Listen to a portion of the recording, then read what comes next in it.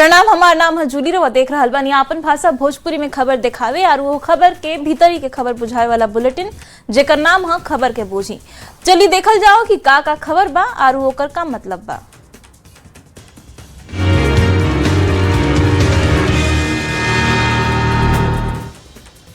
लालू राबड़ी के सरकारी सुरक्षा में कटौती के बाद सियासत तेज हो गई बा। लालू राबड़ी और राबड़ी देवी के साथ ही तेजस्वी यादव भी अपन सरकारी सुरक्षा वापस कर देले बाड़े। एक बाद सियासत तेज बा। आरजेडी नेता कह रहल बाड़े कि अब पार्टी कार्यकर्ता ही उ लोग के सुरक्षा सुनिश्चित करी।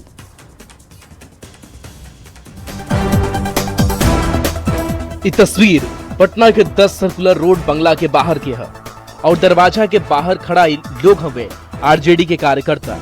और तस्वीरें जरा देखिए, यहाँ पे बड़े संख्या में जो कार्यकर्ता है वो पहुंचे हैं, लाठी लेकर के पहुंचे हैं। दरअसल आरजेडी अध्यक्ष लालू प्रसाद और विधान परिषद में नेता प्रतिपक्ष राबड़ी देवी के सरकारी सुरक्षा में कटौती के बाद सियासत तेज हो गई बा। पहले लालू प्रसाद और राबड़ी देवी सरकारी सुरक्षा वापस कैले, सुरक्षा कर्मी के घर से बाहर भेज दिहल गई। ओकरा बाद लालू प्रसाद के छोट बेटा और नेता प्रतिपक्ष तेजस्वी यादव भी अपन सरकारी सुरक्षा वापस कर दिले। आरजेडी नेता लोग के कहना बा कि अब पार्टी कार्यकर्ता ही उन लोग के सुरक्षा सुनिश्चित करी है। अब डरे हुए लोग हो, अकेले मुकाबला करने की ताकत किसी पॉलिटिकल पार्टी में नहीं है राष्ट्रीय जनता दल से। एक और आरजेडी के नेता आरोप लगा रहल बाड़े कि सरकार नियम के बजाय राजनीतिक बदला के भावना से काम कर रहल बिया। सबके सुरक्षा में कमी इस बात को दर्शाता है कि सरकार कहीं न कहीं बदले की भावना से काम कर रही है। राबड़ी की सुरक्षा घटा दी जाएगी, लालू जी की सुरक्षा घटा दी जाएगी, तो एक घटिया राजनीति और बीजेपी का रक्त चरित्र ही घटिया है। तो दूसरा ओर एनडीए विपक्ष पर बेवजह राजनीति करे के आरोप लगा रहल बा। बिहार सरकार के 125 से ज्यादा कर्मी लालू परिवार की सुरक्षा में लगे हुए हैं। बता दी कि शुक्रवार के सरकार कुछ नेता लोग के सुरक्षा में संशोधन के आदेश जारी कैलस। लालू प्रसाद और राबड़ी देवी के Z+ सुरक्षा में कटौती कैल गई। हालांकि नेता प्रतिपक्ष तेजस्वी यादव के Y+ सुरक्षा पहले के तरह जारी रही, लेकिन तेज प्रताप यादव, मीसा भारती और राजश्री यादव के सुरक्षा व्यवस्था भी नया नियम के अनुसार तय कैल बा। तेज प्रताप के पहले एक कैटेगरी के सुरक्षा मिलत रहे, लेकिन अब उनका सिर्फ एक अंगरक्षक मिली। सांसद मीसा भारती के 3 सुरक्षा कर्मी की सुरक्षा मिली। तेजस्वी यादव के पत्नी राजश्री के भी एगो सुरक्षा कर्मी मिली। सरकार के निर्णय के बाद सियासत तेज बा। लालू परिवार सरकारी सुरक्षा वापस करके विरोध जता रहल बा, तो सत्ता पक्ष के नेता कह रहल बाड़े कि सब कुछ नियम के अनुसार कैल गईल बा। न्यूज़ 18 खातिर पटना से रवि एस नारायण और शैलेंद्र कुमार के साथ है ब्यूरो रिपोर्ट। चलिए अब लालू राबड़ी की सुरक्षा पर हो रहल सियासत के बूझल जाओ। तो देखिए कि दरअसल लालू परिवार के सुरक्षा में बड़ बदलाव कल गई बटे। लालू प्रसाद आरू राबड़ी देवी के Z+ सुरक्षा में अब कटौती कर दिल गई बा। हालांकि तेजस्वी यादव के Y+ सुरक्षा पहले लेखा बरकरार बटे। अब से तेज प्रताप के एगो अंगरक्षक के सुरक्षा मिली। सुरक्षा में कटौती से लालू परिवार नाराज बा। लालू राबड़ी सरकारी सुरक्षा लौटा के तेजस्वी यादव भी अपन सरकारी सुरक्षा के लौटा दिले बाड़े। सुरक्षा कटौती के बाद विपक्ष खासकर आरजेडी के नेता सरकार पर लगातार निशाना साध रहल बाड़े। विपक्ष के नेता जानबूझ के सुरक्षा में कटौती के आरोप सरकार पर लगा रहल बाड़े। हालांकि विपक्ष के आरोप पर सत्ता पक्ष के तरफ से जवाब भी सामने आयल बटे और कहल गईल सत्ता पक्ष के देने से कि सब कुछ नियम से हो रहल बा, कौनो नियम के बाहर जाके कुछ नहीं के होत, जरूरत के हिसाब से सुरक्षा केहू के मिलेला।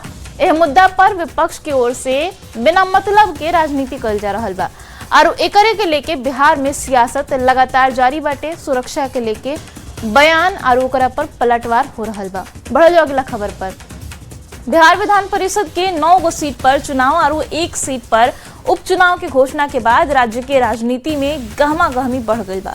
सूख के दिन जेडीयू और बीजेपी के 4 उम्मीदवार के नाम की घोषणा हो गई, जेकरा में बीजेपी से भोजपुरी के फिल्म स्टार पवन सिंह और जेडीयू से नीतीश कुमार के बेटा और बिहार के स्वास्थ्य मंत्री निशांत कुमार के नाम भी शामिल बा। 18 जुलाई के बिहार में विधान परिषद के 9 गो सीट पर चुनाव और 1 सीट पर उपचुनाव होने वाला बा। 8 जून के नॉमिनेशन की आखिरी तारीख बा। जेकरा पहले राजनीतिक गहमा गहमी बढ़ गई बा। उम्मीदवार के नाम तय करे में जेडीयू बाजी मार ले बा। जेडीयू के देने से सूप के सांझी खानी 4 गो उम्मीदवार के नाम जारी कर दिल गई। निशांत कुमार, भारती मेहता, शिवरानी देवी प्रजापति आरु ललन प्रसाद। जेडीयू के लिस्ट न्यूज 18 के खबर पर मुहर लगावे खातिर काफी बा। न्यूज 18 पहले ही बता देले रहे कि जेडीयू में निशांत कुमार आरु ललन मंडल के नाम तय बा। खाली 2 गो नाम पर चर्चा चल रहल बा और उ दोनों नाम भी तय करके पार्टी लिस्ट जारी कर दिलस। आधी आबादी को सशक्त बनाए जाने का जो नीतीश कुमार जी का संकल्प है, उसके अनुरूप आधी सीटें महिलाओं को दी गई हैं, अर्थात 2 सीटें महिलाओं को आवंटित की गई हैं और इन 4 सीटों में 3 अति पिछड़ी जातियों से संबद्ध हैं, 1 पिछड़ी जाति से ताल्लुक रखते हैं। जेडीयू के देने से उम्मीदवार के लिस्ट जारी करे के कुछ देर बाद बीजेपी भी 4 गो उम्मीदवार के ऐलान कर दिलस, जेकरा में भोजपुरी फिल्म स्टार पवन सिंह, संजय मयूख, अनिल कुमार ठाकुर और शीला पंडित प्रजापति के नाम शामिल बा। बता दी कि बिहार में 10 सीट पर विधान परिषद के चुनाव होखे वाला बा। एकरा में 9 गो सीट पर चुनाव और पूर्व सीएम नीतीश कुमार के खाली भइल सीट पर उपचुनाव होखे जा रहल बा। 4 सीट पर जेडीयू और 4 सीट पर बीजेपी के उम्मीदवार के नाम के ऐलान कर दिल गयी। बीजेपी के 4 सीट पर उम्मीदवार उतारे के बाद विधान परिषद चुनाव के जंग दिलचस्प हो गई बा, काहे कि एनडीए के भीरी आसानी से 8 गो सीट जीते के आंकड़ा बा, जबकि विपक्ष के भीरी 1 सीट के बराबर संख्या बल बा। बाकी एनडीए के नेता 100% स्ट्राइक रेट के दावा कर रहल बाड़े, मतलब 10 सीट पर जीत के दावा। न्यूज 18 खातिर पटना से आनंद अमृत राज की रिपोर्ट। तो देखिए, बिहार में एमएलसी के चुनाव होके वाला बा। 10 गो सीट पर चुनाव हुई, 9 गो पर चुनाव और 1 गो सीट पर उपचुनाव हुई। अब एमएलसी चुनाव के लड़ाई के बूझल जाओ। तो देखिए, 10 सीट पर विधान परिषद के चुनाव होके जा रहल बा। एकरा में 9 गो सीट ऐसन बा जौन पूर्णकालिक हटे, द्विवार्षिक चुनाव हो रहल बा, जबकि नीतीश कुमार के जौन सीट रहे उनका इस्तीफा के बाद जौन सीट खाली भइल बटे, उहो 1 गो सीट पर उपचुनाव होके जा रहल बटे। एमएलसी चुनाव के लेके जेडीयू और बीजेपी के देने से अब 4 गो उम्मीदवार के नाम ऐलान कर दिल गई बटे। जेडीयू के अगर बात करी जा तो नीतीश कुमार के बेटा निशांत कुमार जेडीयू के देने से उम्मीदवार बने। एकरा अलावा भारती मेहता, शिवरानी देवी प्रजापति के अलावा ललन प्रसाद के जेडीयू उम्मीदवार बनैले बटे। जबकि अगर बीजेपी के बात करी जाओ तो बीजेपी के देने से भोजपुरी फिल्म स्टार पवन सिंह, संजय मयूख, अनिल कुमार ठाकुर और शीला पंडित के उम्मीदवार बनावल गइल बा। बड़ बात ई कि एनडीए के दोनों पार्टी उम्मीदवार के ऐलान में जातीय समीकरण के खास ध्यान रखल गइल बा। जेडीयू के देने से 1 गो पिछड़ा और 3 गो अति पिछड़ा वर्ग के नेता के एमएलसी उम्मीदवार बनावल गइल बा। तो बीजेपी के बात कल जाओ तो बीजेपी के देने से 2 गो सवर्ण और 2 गो अति पिछड़ा वर्ग से उम्मीदवार बनावल गइल बा। जाति की बात अगर कल जाओ तो जेडीयू से निशांत कुमार के उम्मीदवार बनावल गइल बा। निशांत के संबंध कुर्मी समाज से बाटे, जबकि भारती मेहता नोनिया जाति से आवेली। शिवरानी देवी प्रजापति की अगर बात कल जाओ तो कुम्हार जाति से उनकर संबंध बाटे, जबकि ललन प्रसाद धानुक जाति से जुड़ल बाड़े। बीजेपी की बात कल जाओ तो पवन सिंह राजपूत जाति से बाड़न, संजय मयूख के संबंध कायस्थ जाति से बाटे, अनिल ठाकुर नाई हवन और शीला पंडित प्रजापति कुम्हार जाति से बाड़ी। तो मतलब पूरा जातीय समीकरण बनावे की कोशिश भइल बाटे और 4 गो उम्मीदवार के ऐलान जेडीयू और बीजेपी कर देले बा। बढ़ल अगला खबर के देने अस्थायी तौर पर 5 देश रत्न मार्ग बंगला के सीएम आवास 1 अणे मार्ग से जोड़ल गइल बा। अब 1 अणे मार्ग में मेंटेनेंस के काम पूरा होके के बाद गुरुवार के सरकार ओ आदेश के निरस्त कर देलस।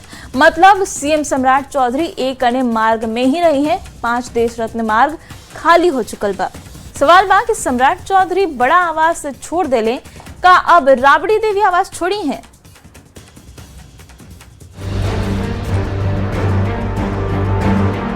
तेजस्वी को, राजद को टारगेट करेंगे तो हम सत्ता में चलाएंगे।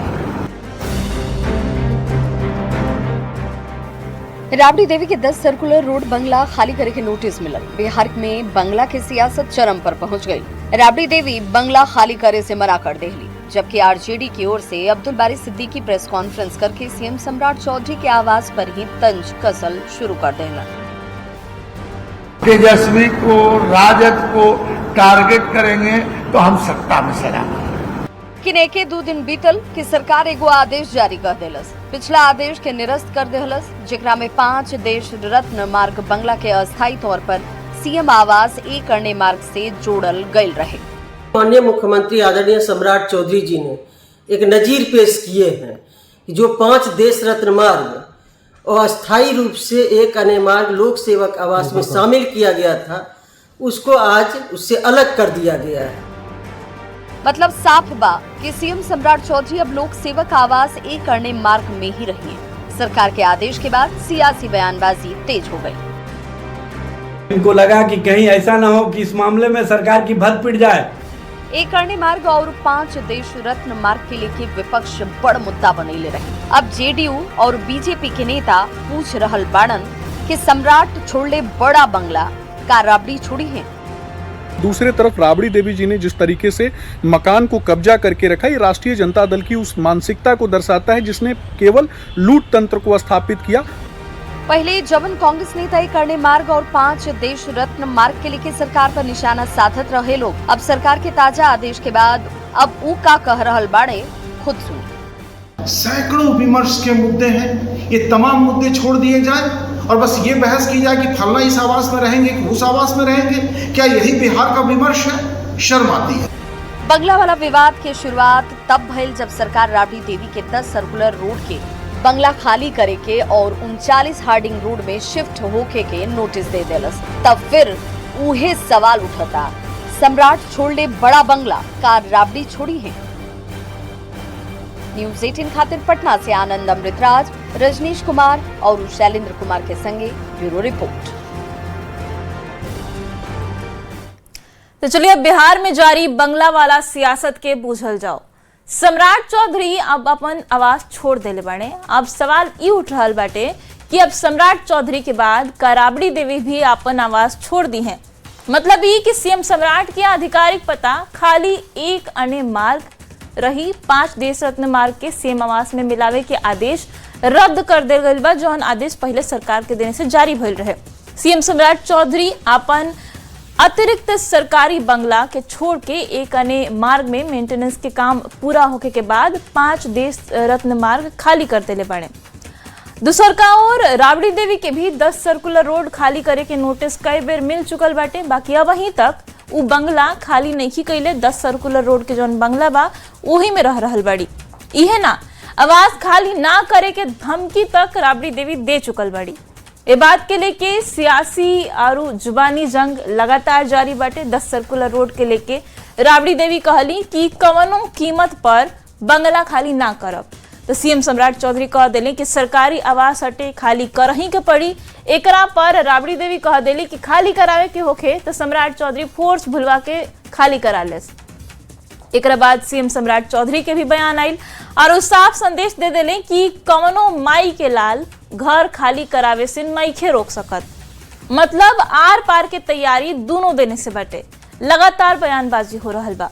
अब सवाल से खबर के बूझी, सम्राट अपन बंगला छोड़ दिले बने सम्राट चौधरी। सवाल ई बा कि का राबड़ी देवी भी अपन बंगला अब छोड़ी हैं।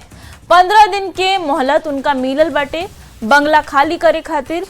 10 सर्कुलर रोड का उतना मोहलत में खाली कर दी हैं। राबड़ी देवी बंगला खाली ना करी हैं तो सरकार का कार्रवाई करी, इहो बहुते बड़ देखे वाला बात बटे। का जबरन 10 सर्कुलर रोड वाला बंगला खाली करावे के नौबत आ जाई, कहे कि जौन तकरार जैसे चल रहल बटे वो देख के ही लगाता। बढ़ जाओ अगला खबर के देने। और अब बात बिहार सरकार के एगो ऐसा फैसला के जौना पर सियासत गर्मा गल बा। सरकार बिहार में मदरसा के जांच के आदेश दे देले बा। सरकार मदरसा के जमीनी हकीकत के पता लगावे खातिर मदरसा के जांच कराई। सरकार के दावा बा कि मदरसा के साथे संस्कृत स्कूल के भी जांच हुई। बाकी सरकार के आदेश पर सियासी बहस तेज हो गई बा।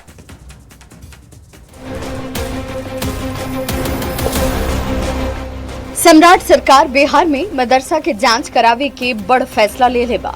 शिक्षा सचिव विनोद सिंह गुंजियाल सभी डीएम के पत्र जारी करके मदरसा के निरीक्षण के आदेश देलन। सरकार सरकारी सहायता अनुदान पावे वाला सभी मदरसा के जमीनी हकीकत के पता लगाई। जांच प्रक्रिया के निष्पक्ष और पारदर्शी बनावे खातिर ब्लॉक स्तर पर विशेष टीम 3 सदस्यीय कमेटी के गठन करे के निर्देश भी दिहल गइल बा। बिहार में मदरसा की जांच पर सियासी बयानबाजी के दौर अब तेज हो गइल बा।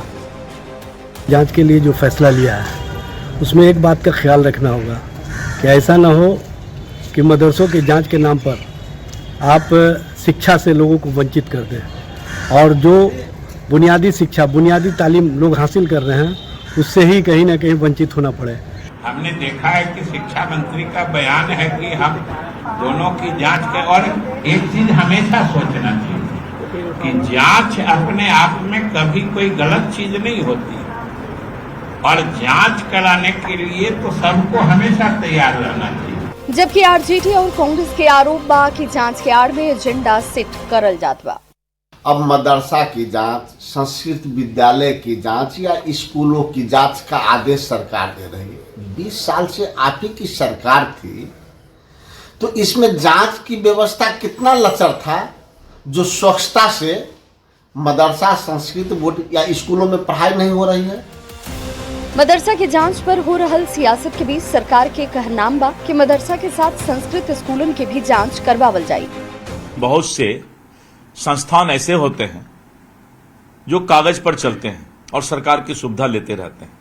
इसीलिए सरकार ने ये फैसला लिया है कि चाहे वो संस्कृत विद्यालय हो चाहे मदरसा हो, इनकी जांच करके अद्यतन स्थिति यानी फिजिकल रिपोर्ट सरकार के पास आए।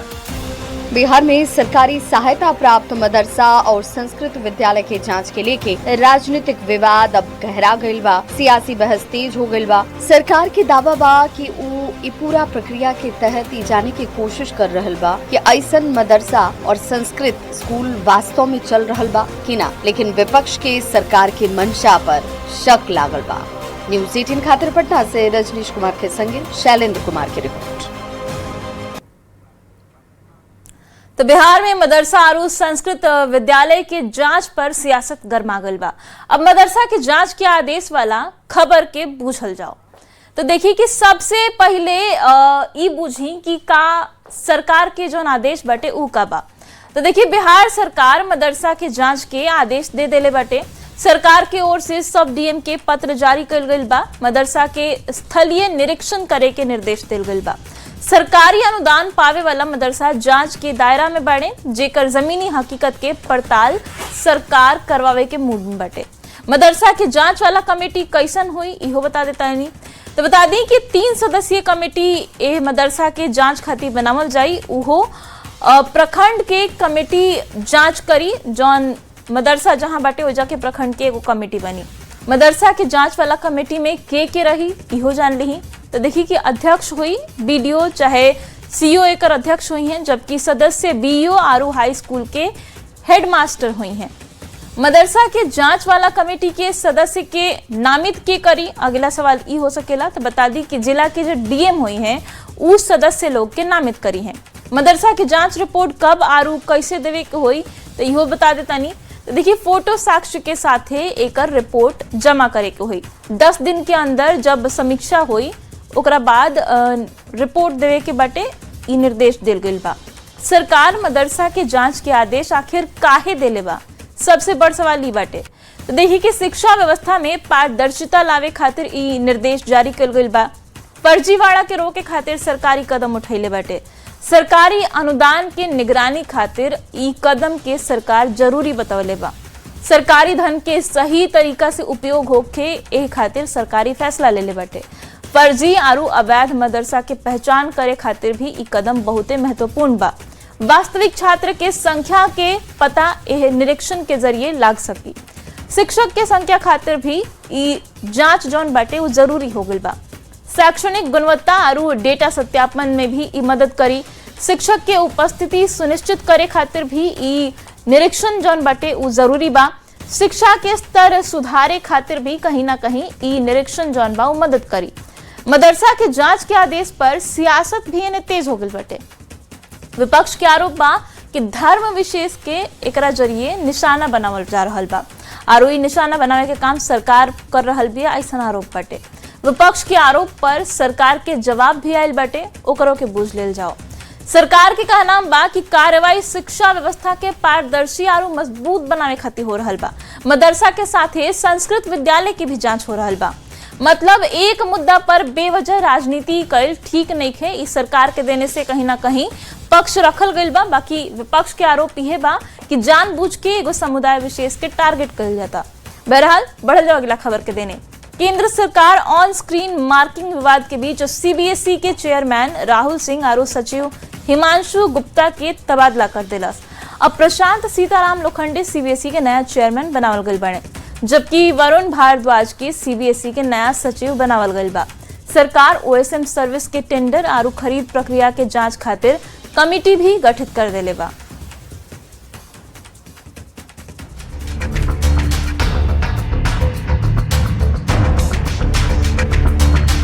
सीबीएसई से जुड़ल विवाद के बीच केंद्र सरकार बड़ फैसला लिहलस। केंद्र सरकार ओएसएम यानी कि ऑन स्क्रीन मार्किंग प्रक्रिया मामला में बोर्ड के चेयरमैन और सचिव के हटा देहलस। सीबीएसई के चेयरमैन राहुल सिंह और सचिव हिमांशु गुप्ता के तबादला कर दिहल गई। ये लोग के जगह पर प्रशांत सीताराम लोखंडे सीबीएसई के नया चेयरमैन बनावल गईलन, जबकि वरुण भारद्वाज के सीबीएसई के नया सचिव बनावल गईल बा। एकरा साथ ही बोर्ड में ऑन स्क्रीन मार्किंग सेवा के खरीद प्रक्रिया के जांच खातिर जांच समिति भी गठित कर दिहल गईल बा। सरकार ई पूरा मामला के विस्तृत जांच के आदेश दे देले बा। ये मामला में एनएसयूआई की ओर से दिल्ली हाईकोर्ट में एगो जनहित याचिका दाखिल कईल गईल रहे, जेकरा में सीबीएसई के ओएसएम प्रणाली में आयल गड़बड़ी के लेके बोर्ड पर सवाल उठावल गईल रहे। उन्हें मंगलवार के सार्थक सिद्धांत नाम के 12वां के छात्र संसद के अस्थायी समिति के सामने पेश भइले। ओएसएम प्रणाली के लागू होके और ओकर टेंडर प्रक्रिया में गड़बड़ी के लेके आपन बात रख ले। फाइनली अब साइन इन किया जा रहा है। साइन इन में किया जा रहा है इनवैलिड, यानी कि अभी भी लगातार जो शिकायतें पिछले कई दिनों से आ रही थी वही शिकायतें जारी हैं। यानी सीबीएसई लगातार विवाद में बा और छात्र परेशान बाड़न। Bureau report, news 18। तो देखिए सीबीएसई के जो रिजल्ट आयल बा ओकरा के लेके खूब विवाद हो रहल बा। सीबीएसई के ओएसएम मतलब कि ऑन स्क्रीन मार्किंग का हटे, ई बूझ ली सबसे पहले। तो देखिए कि ये एगो डिजिटल मूल्यांकन प्रक्रिया हटे। कॉपी जांच करे के एगो प्रक्रिया है। छात्रन के उत्तर पुस्तिका आंसर शीट के स्कैन कल जाला, एकरा तहत स्कैन करके ऑनलाइन पोर्टल पर अपलोड कल जाला। एकरा बाद परीक्षक डिजिटल कॉपी के जांच करेले। कंप्यूटर चाहे लैपटॉप के स्क्रीन पर ऑनलाइन जांच करके मार्क्स दिल जाला, अंक दिल जाला। ओएसएम प्रक्रिया कैसे काम करेला इहो जान ली। तो सबसे पहले स्कैनिंग कॉपी के जौन होखेला वो कल जाला। परीक्षा समाप्त होखते छात्र सबके कॉपी के हाई स्पीड स्कैनर से डिजिटलाइज कल जाला। एकरा बाद एकर मूल्यांकन कल जाला। परीक्षा के एगो सुरक्षित लॉगिन आईडी दिल जाला और जेकरा जरिए परीक्षक स्क्रीन पर डिजिटल टूल से अपन कॉपी चेक कर सकेले। एकरा बाद कॉपी के चेक कैला के बाद मार्किंग कल जाला। कॉपी की जांच के बाद सिस्टम ऑटोमेटिक अंक जोड़ के मार्किंग कर देवेला। एकरा जरिए गलती के गुंजाइश कम हो जाला, काहे कि सब प्रक्रिया मशीन से हो रहल बा। सीबीएसई से जुड़ल ई विवाद आखिर शुरू कैसे भइल, अभी बुझे वाला बात बा। तो देखें कि 12वीं के कॉपी के जांच खातिर सीबीएसई 2026 में नया सिस्टम एगो लागू कैलस, ओकरा के अपनैलस और ओकरा के कहल जाला digital on screen marking system. तकनीकी कमी और कॉपी में गड़बड़ी के कारण एकरा के लेके विवाद शुरू हो गई। छात्र लोग के शिकायत का बाटे इहो बूझ ली। तो देखिए कि छात्र सबके कहना बा कि उनकर स्कैन कल गई उत्तर पुस्तिका धुंधला रहे, सब कुछ साफ ना रहे। उनमें कुछ के उत्तर पुस्तिका के पन्ना गायब रहे, कुछ की कवनो दूसरा ही छात्र के कॉपी दिखा दिल गल जौन मार्किंग रहे ओकरा दौरान। अब सवाल से खबर के बूझी। सवाल ही बा कि का भारत के सबसे बड़ परीक्षा बोर्ड ए बड़ डिजिटल बदलाव खातिर पूरा तरीका से तैयार ना रहे। और एकरे सवाल के साथ ही खबर के बूझी में अभी खातिर इतने। बाकी न्यूज़ 18 बिहार झारखंड पर खबर लगातार जारी बा।